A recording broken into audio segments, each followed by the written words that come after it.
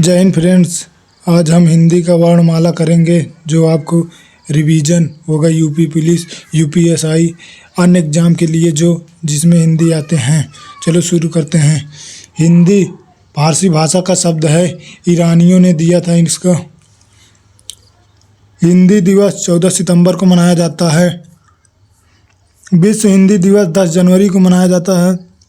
अंतर्राष्ट्रीय मातृभाषा दिवस 21 फरवरी को।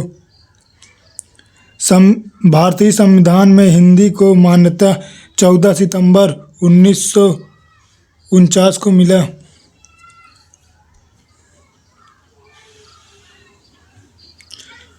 वर्णमाला। वर्णमाला के दो प्रकार होते हैं। स्वर जिसे अच कहते हैं, व्यंजन। परिभाषा वर्णमाला की। वर्णमाला दो शब्दों वर्ण प्लस माला के योग से मिलकर बना है। वर्ण माने ध्वनि होता है, माला माने समुदाय। अन्य वर्णों के समूह को वर्णमाला कहते हैं। भाषा की सबसे छोटी लिखित इकाई वर्ग होती है। भाषा की सबसे छोटी मौखिक इकाई ध्वनि होती है। वर्ण वर्तमान में लेखक के आधार पर वर्ण 53 हैं। 52 पहले थे। तीसरे विशिष्ट व्यंजन को माना गया है जिसे प्लुत कहते हैं। संयुक्त स्वर ए, ओ, री अपवाद में हैं। हिंदी में स्वर 11 होते हैं। स्पर्श व्यंजन 25, ऊष्म व्यंजन 4 होते हैं, अंतस्थ व्यंजन 4, संयुक्त व्यंजन 4 होते हैं, द्विगुण व्यंजन 2 होते हैं, अयोगवाह 2 होते हैं, विशिष्ट व्यंजन 1 होता है। इसको सबको मिलाकर 53 बनते हैं। कामता प्रसाद गुरु के 43 वर्ण कहा। उच्चारण के आधार पर 10, 25, 4 + 4 2 45 वर्ण हैं। स्वर आज के आधार पर जिन वर्णों का उच्चारण स्वतंत्र रूप से होता है उन्हें स्वर कहते हैं। स्वरों की संख्या 13 होती है। छोटा, बड़ा, छोटी, बड़ी, छोटा ऊ, बड़ा ऊ, री, ए, ओ, औ, अन, आहा, ये सब स्वर हैं। उच्चारण के आधार पर स्वर 10 होते हैं। स्वरों का वर्गीकरण। उत्पत्ति के आधार पर स्वर 2 होते हैं। नंबर 1, मौलिक या मूल स्वर। जिन वर्णों का निर्माण एक खंड द्वारा होता है उसे मूल स्वर कहते हैं। इनकी संख्या 4 होती है। छोटा, छोटी, छोटा ऊ, री होते हैं। दूसरा संधि स्वर। जिन स्वरों का निर्माण 2 खंड द्वारा होता है उन्हें संधि स्वर कहते हैं। यह 2 प्रकार के होते हैं। संधि स्वर का पहला प्रकार सजातीय स्वर। जिन स्वरों का निर्माण 2 समान जाति के योग से हो उन्हें सजातीय स्वर कहते हैं। समान जाति के। इनकी संख्या 3 होती है। बड़ा आ, छोटा आ प्लस बड़ा आ, ये समान जाति के हैं। बड़ी ई, छोटा ई प्लस छोटी ई मिलकर बड़ी बनते हैं। छोटा बड़ा ऊ प्लस छोटा ऊ मिलकर बड़ा ऊ बनते हैं। विजातीय स्वर। विभिन्न जाति के। जो स्वर विभिन्न जाति के योग से निर्मित होते हैं उन्हें विजातीय स्वर कहते हैं। इनकी संख्या 4 होती है। ए छोटा बड़ी के मिल से बनते हैं। ए बड़ा प्लस ए के से बनते हैं। ओ छोटा प्लस छोटा ऊ से मिलकर बनता है। औ छोटा प्लस ओ से मिलकर बनता है। ओ ये चारों को संयुक्त स्वर भी कहते हैं। ए को कंठ तालुक भी कहते हैं। ओ औ को कंठ ओष्ठी भी कहते हैं। ये ओठ से बोले जाते हैं। हिंदी में मात्रा के आधार पर स्वर 3 हैं। इसे कामलान भी कहते हैं। लघु स्वर या ह्रस्व स्वर एक मात्रिक 4 होते हैं। छोटा आ, छोटी ई, छोटा ऊ, री। गुरु या दीर्घ स्वर द्विमात्रिक होते हैं। ये 7 होते हैं। बड़ा आ, छोटी ई, बड़ा ऊ, ऐ, ओ, औ। प्लुत स्वर त्रिमात्रिक ओणम, इसमें 3 मात्रा होती है। कुल स्वरों के 3 प्रकार होते हैं।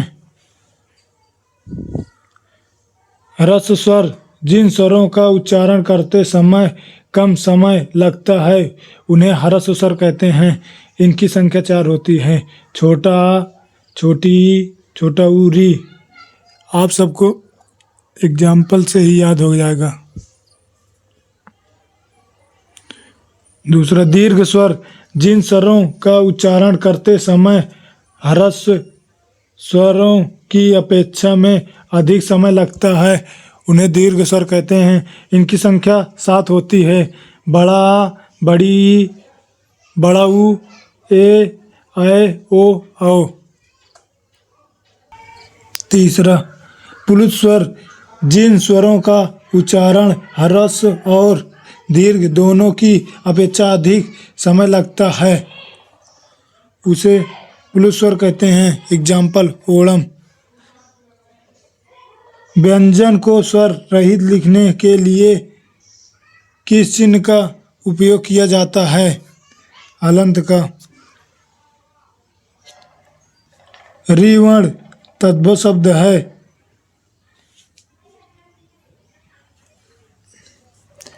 री वर्ण ऊ और ए के बीच में होता है।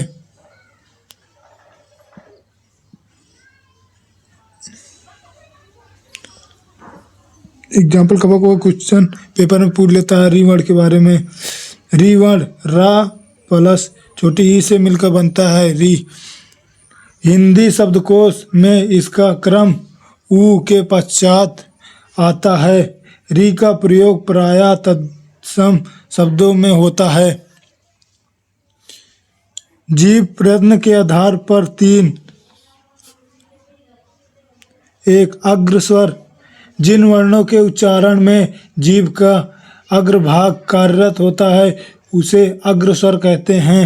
छोटी ई, बड़ी ई, ऐ। मध्य स्वर जिन वर्णों का उच्चारण में जीभ का मध्य भाग कार्यरत हो उसे मध्य स्वर कहते हैं। एग्जाम्पल, छोटा आ।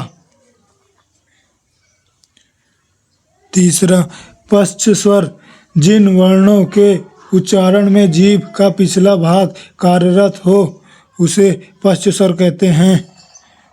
उदाहरण, बड़ा आ, छोटा ऊ, बड़ा ऊ, ओ, औ। उच्चारण के आधार पर ओष्ठ के 2 प्रकार होते हैं, मतलब ओष्ठ से बोलने वाले शब्द। आवृत्तिमुखी स्वर जिन स्वरों के उच्चारण में ओष्ठ गोलाकार या वृत्तमुख नहीं होते हैं। उदाहरण, छोटा आ, बड़ा आ, छोटी ई, बड़ी ई, ऐ, छ होते हैं।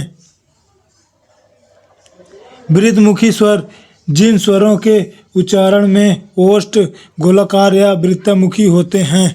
उदाहरण, छोटा ऊ, बड़ा ऊ, ओ, औ। यह वृत्तमुख के हैं। आप भी बोलकर चेक कर लीजिए फ्रेंड्स।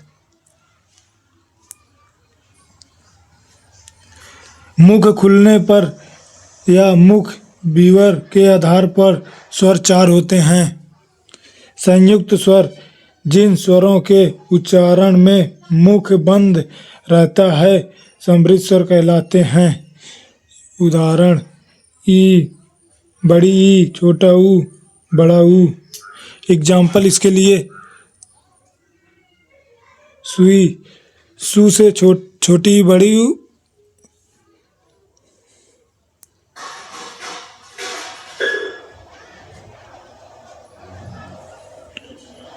अर्ध समृद्ध स्वर जिन स्वरों के उच्चारण में मुख समृद्ध की अपेक्षा थोड़ा खुलता हो।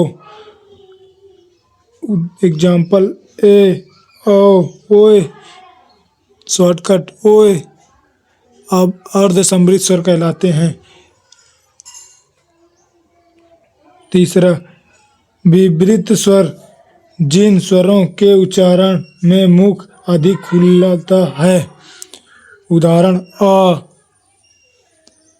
इसमें अधिक मुंह खुल रहा है। चौथा, अर्ध विवृत स्वर जिन स्वरों के उच्चारण में विवृत स्वरों की थोड़ा कम मुख खुलता है उन्हें अर्ध विवृत स्वर कहते हैं। उदाहरण छोटा आ, ए, औ, 3 होते हैं। अर्ध स्वर या व डॉक्टर भोलानाथ तिवारी ने कहा था। प्राकृतिक स्वर छोटा आ, छोटी ई, छोटा ऊ। कंठय स्वर छोटा आ, बड़ा आ। तालुब स्वर छोटी ई, बड़ी ई, ये स्त्रीलिंग होते हैं। मूर्धन्य स्वर री होता है। ओष्ठ्य स्वर छोटा ऊ, बड़ा ऊ होता है। कंठ ओष्ठी स्वर ओ, औ होते हैं। कंठ तालुब स्वर ए, आय होते हैं। उदासीनी स्वर या केंद्रीय स्वर आ होता है।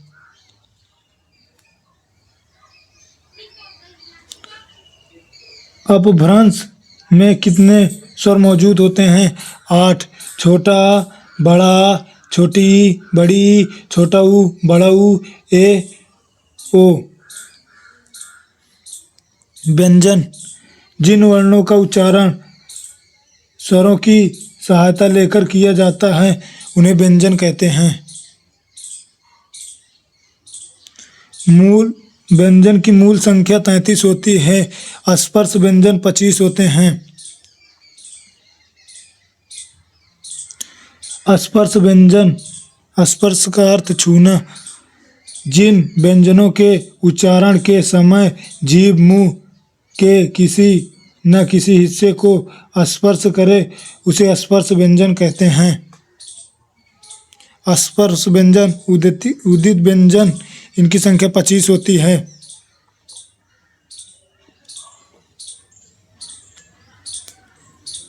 नंबर 1, कंठय व्यंजन जिन वर्णों का उच्चारण करते समय जीभ का पिछला भाग हमारे कंठ को छूता है कंठेय व्यंजन कहलाते हैं। जैसे क, ख, ग, घ, अण का वर्ग के कंठेय व्यंजन कहलाते हैं। दूसरा, तालु व्यंजन जिन वर्णों का उच्चारण करते समय जीभ का मध्य भाग हमारे तालु को स्पर्श करे तालु व्यंजन कहलाते हैं। इसमें च वर्ग के पूरे आते हैं। च, छ, ज, झ, ञ। च वर्ग के सभी व्यंजन को स्पर्श संघर्षी व्यंजन भी कहते हैं। मूर्धन्य व्यंजन जिन वर्णों का उच्चारण मूर्धा से हो उन्हें मूर्धन्य व्यंजन कहते हैं। इसमें ट वर्ग के सभी वर्ण आते हैं। ट, ठ, ड, ढ, अड़। चौथा, दंती व्यंजन जिन वर्णों का उच्चारण करते समय जीभ का अग्र भाग हमारे ऊपर के दांतों को स्पर्श करे उसे दंती व्यंजन कहते हैं।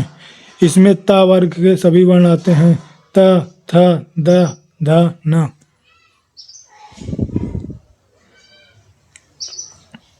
पांचवा, ओष्ठी व्यंजन जिन वर्णों का उच्चारण ओंठों से हो उसे ओष्ठी व्यंजन कहते हैं। जैसे प, फ, ब, भ, म। ये 25 हो गए। नासिक वर्ण प्रत्येक वर्ण का 5वां अक्षर नासिक वर्ण कहलाता है। जैसे अण,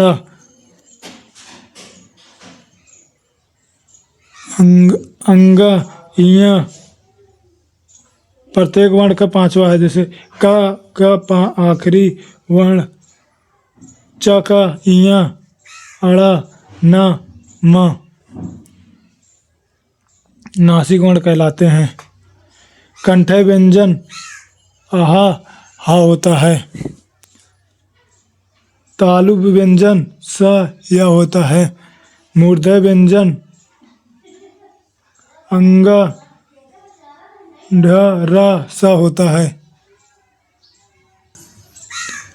दंती व्यंजन ल स ज स्वर तंत्री हा होता है। दंतोष्ठ्य व संघर्षहीन व्यंजन या वा होता है। प्रकंपित व्यंजन र होता है। अलुंठित भी। विशिष्ट व्यंजन ल असंगत अन अनुसार होता है। आहा विसर्ग होता है। असंगत अयोग वाहक व्यंजन भी कहलाता है।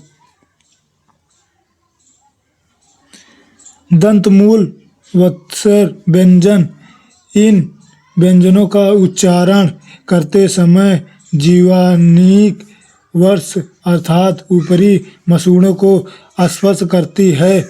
यह वत्स के समीप पहुंचकर एक झटके के साथ मुड़कर पीछे हट जाती है।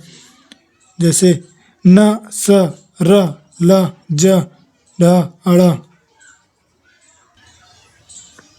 ढ अंग यह द्विगुण होते हैं।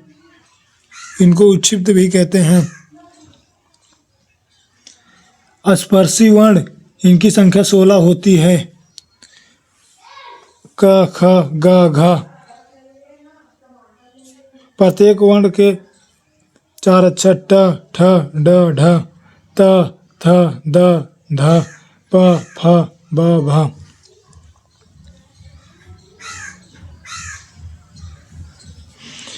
अंतस्थ व्यंजन जिन वर्णों का उच्चारण करते समय मुख और नाक से कम वायु बाहर निकले उसे अंतस्थ व्यंजन कहते हैं। इनकी संख्या 4 होती है। अंतस्थ व्यंजन या व र ला होता है। ऊष्म व्यंजन या संघर्षी व्यंजन जिन वर्णों का उच्चारण करते समय मुख और नाक से गर्म वायु निकलती है। इनकी संख्या 4 होती है। स स ह स ह तीनों स और ह ऊष्म व्यंजन या संघर्षी व्यंजन कहलाते हैं। लुंठित व्यंजन जिन व्यंजन के उच्चारण के समय जीभ की नोक वायु से रगड़ खाकर कांपती है उसे लुंठित व्यंजन कहते हैं। जैसे र के भेद समान रूप से राजेंद्र राजेश। रेप रूप से र का भेद शर्म दुर्जन। आधा रा रेप रूप कहलाता है। पदेन रूप र का प्रक्रिया प्राण क्रम।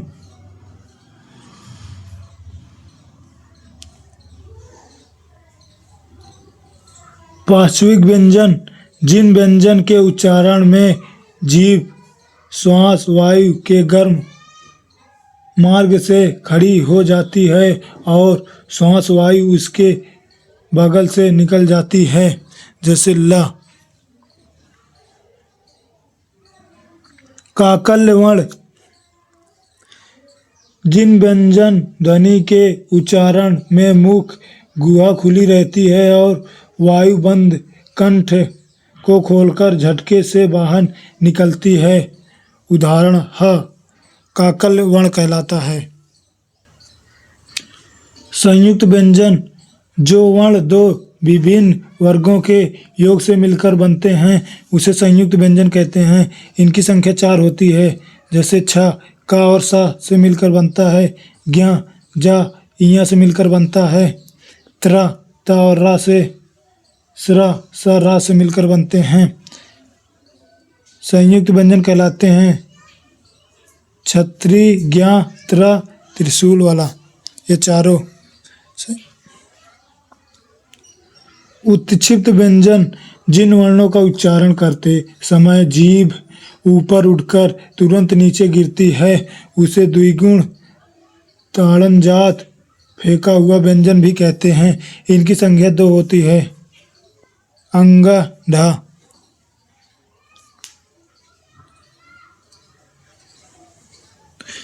द्वित्व व्यंजन, जब दो समान व्यंजनों के बीच कोई स्वर न हो उसे द्वित्व व्यंजन कहते हैं। जैसे सत्ता, बिल्ली, धक्का, ये द्वित्व व्यंजन कहलाते हैं। एक क्लास में फ्रेंड्स वर्णमाला खत्म। अयोगवाहक व्यंजन, जो वर्ण अ योग से बने हैं किंतु व्यंजन के लिए अर्थ प्रकट करते हैं, उसे अयोगवाहक व्यंजन कहते हैं। जैसे अन, आहा। अन अनुसार के काम करता है, आहा विसर्ग होता है। आगत व्यंजन, इनका प्रयोग अरबी फारसी शब्दों में किया जाता है। जैसे ज में यहाँ पर बिंदी और फा में यहाँ पर बिंदी रहती है, अरबी फारसी भाषा में प्रयोग किया जाता है इसका। बलाघात, स्वराघात शब्द बोलते समय अक्षर विशेष पर तथा वाक्य बोलते समय शब्द विशेष पर जो बल दिया जाए उसे बलाघात स्वर कहते हैं। बलाघात स्वर का प्रयोग कविता, भाषण, गीत में प्रभाव पैदा करने के लिए बलात्कार घात का प्रयोग करते हैं। जैसे 12 खड़िया, किसी भी व्यंजन के साथ र को छोड़कर अनुसार और विसर्ग के साथ लिखने को 12 खड़ी कहते हैं। उदाहरण, छोटा आ, बड़ा ई, छोटा ऊ, बड़ा उ, ए, ओ, औ, अन, हा। वैसे क में क, कक्का, किकी, कुकू, के, कै, कुकू, कनका, ये सब होते हैं।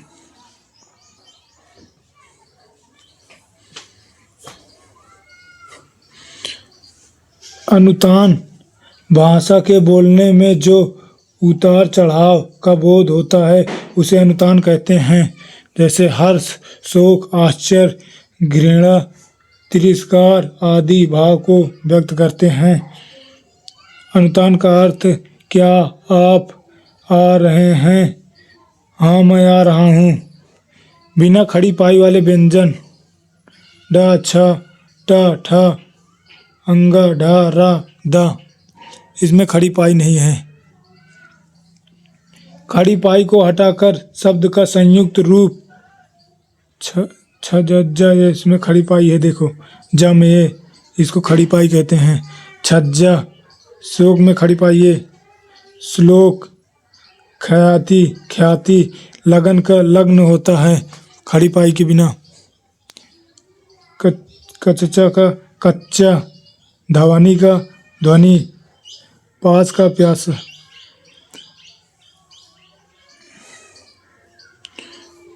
घोषत्व के आधार पर व्यंजनों का वर्गीकरण दो प्रकार से। पहला नाद के आधार पर, इसमें आवाज। दूसरा स्वतंत्रिका के आधार पर। घोष संघोष व्यंजन, जिन वर्णों के उच्चारण में स्वरतंत्रिका में कंपन होती है घोष या संघोष व्यंजन कहलाते हैं। अथवा जिन वर्णों का उच्चारण केवल नाद के द्वारा होता है, ग, घ, अंगा, ज, झ, इया, ढ, ढ, अड़ा, द, ध, न, ब, फ, भ, म, या, र, ल, व, ह होते हैं।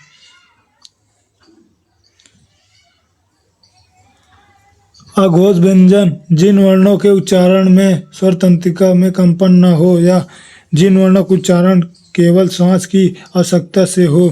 क, ख, च, ज। क वर्ग के आगे के दो अंग, च वर्ग के दो आगे से, ट वर्ग के ट, ठ, त, थ, प, फ, स, ह, स, ये अघोष व्यंजन होते हैं।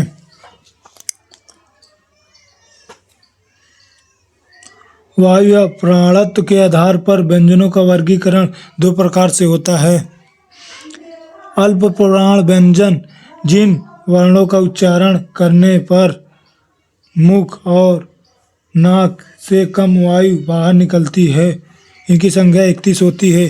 अल्प माने कम, प्राण माने वायु होता है। प्रत्येक वर्ग का 1, 2 और 5वां एवं अंतस्थ व्यंजन सभी स्वर होते हैं, जैसे क, ख और 5वां अंगा, च, छ, ञ। ये अल्प प्राण व्यंजन होते हैं।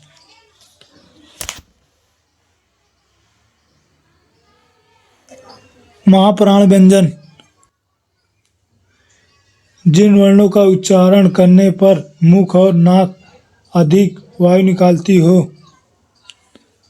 महाप्राण में महा माने अधिक, प्राण माने वायु होता है। सम वर्ग, दूसरा चौथा वर्ग। क वर्ग में क, घ, च वर्ग में च, झ। ऊष्म व्यंजन ढ, स, स, ह होते हैं। दृढ़ व्यंजन ट, भ, द, ड होता है। शिथिल व्यंजन क, न, म, य, र, ल, व होता है।